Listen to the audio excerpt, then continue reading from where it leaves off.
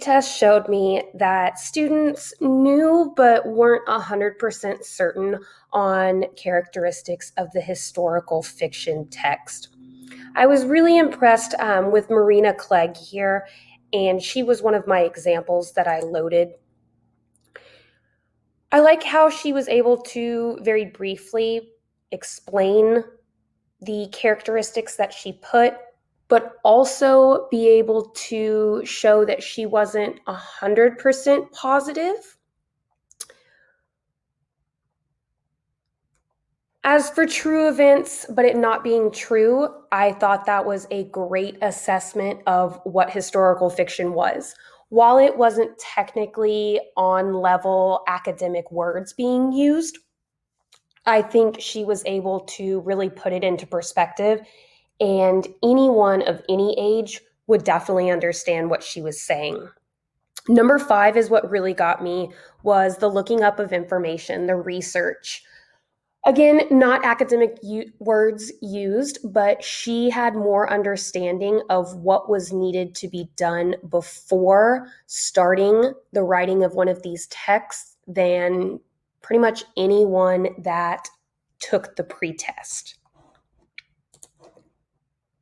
Filled in the scavenger hunt.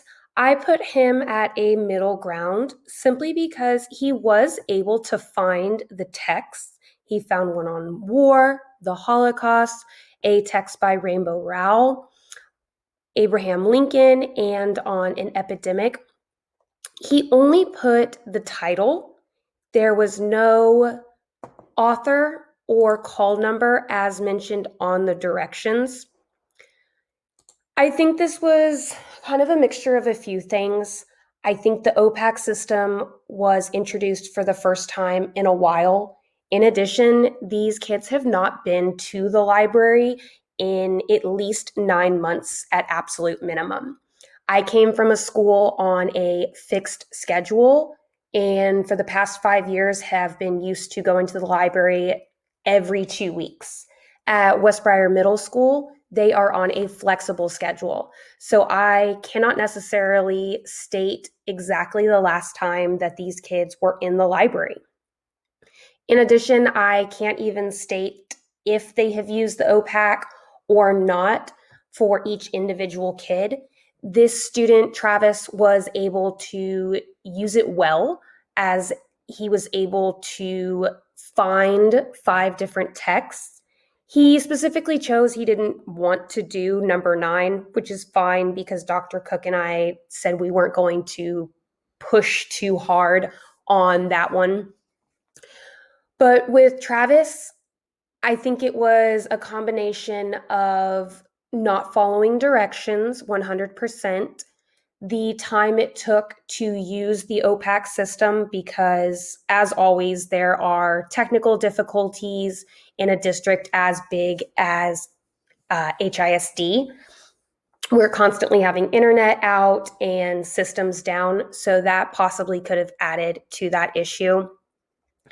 The biggest piece I think to take from this, though, is he was able to use it. Had we spent more time and were really able to work one-on-one with all of these kids in a face-to-face setting with more, especially if they were able to work in groups and do this scavenger hunt, I think he would have had no problem at all remembering to put those authors and call number. What I was really hoping for was the face-to-face group to be larger, as well as just being able to utilize those resources in the library. I would have loved to have been able to just set them free and they go find those resources and read through them and physically touch the book, be able to physically put their finger underneath the call number and or double check with Dr. Cook or myself. Unfortunately, we don't have that opportunity right now. So from what we were given, I think Travis did an excellent job with his work, even though he wasn't able to put everything. Derek was very interesting, to say the least. Not only interesting, but just creative in the sense. So something that we learn as teachers, as educators, is to allow our students to be creative, allow our students to show what they learned in any way, shape, or form.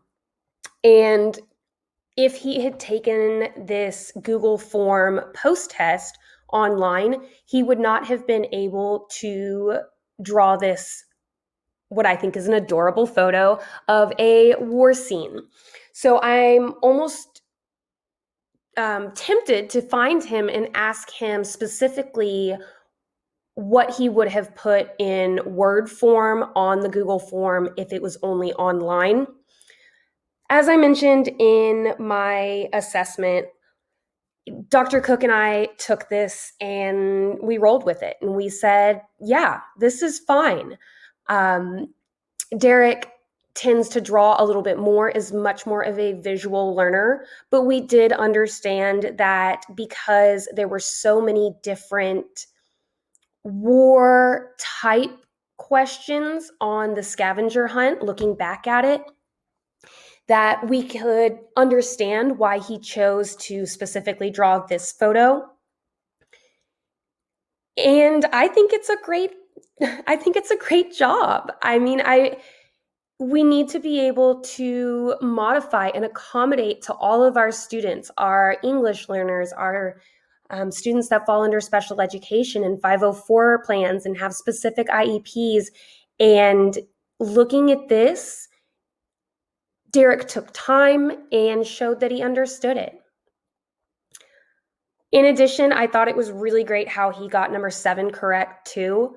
I think if he was able to understand that war is in the past, and if he had found a historical text that was at least, from World War II, World War I, he would have already understood that it was at least 50 years in the past. And he would have been able to understand that ancient Greece, the Dust Bowl, Revolutionary War, of course, were all before that. And that a story set last weekend didn't necessarily hit our criteria. Number 9, of course, as it was optional, the virtual kids could have put in A or no thank you. But looking at this, before talking to Dr. Cook, I was able to see that Derek was really interested in war. And the topic that he chose, of course, was war. And he was able to show that visually and in his writing. So Derek will be what I think, a very easy student to find and pull a historical fiction text on. He has stated what he likes. Specifically, from the photo, I'm guessing that he likes the very action type part of it. We have gun shooting, we have enemies, running away and retreating. We have planes going, possibly about to drop bombs. So he's into that action-packed type of text, those books.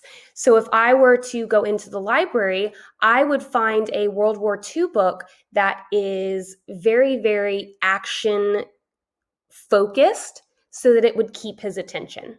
Kiddos who just, yes, it says select all that apply, but for the ones that went ahead and just actually selected all, our virtual students, I was really disappointed because I truly think that had we been face to face, had all of them had their cameras on, and we could have actively seen what they were typing and doing, it would not have been like this.